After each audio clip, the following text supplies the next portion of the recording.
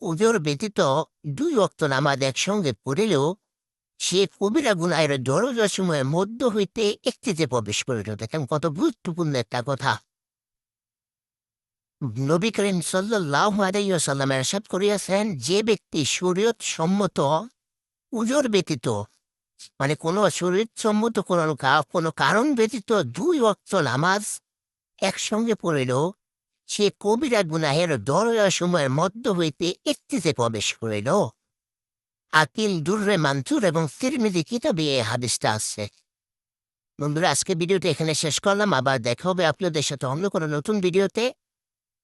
সে পর্যন্ত আপনারা ভালো থাকবেন এবং সুস্থ থাকবেন। আর আমাদের ভিডিওগুলো যদি ভালো লাগে আর আজকের হাদিসটা অবশ্যই বেশি বেশি করে শেয়ার করে অন্যকে আমল করার সুযোগ করে দিবেন।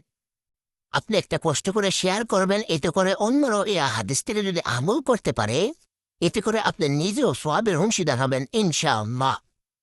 তো বন্ধুরা, আবার দেখা হবে অন্য কোনো নতুন ভিডিওতে। সে পর্যন্ত আপনারা আমাদের সাথে থাকবেন। আল্লাহ হাফেজ। আসসালামু আলাইকুম ওয়া রাহমাতুল্লাহ।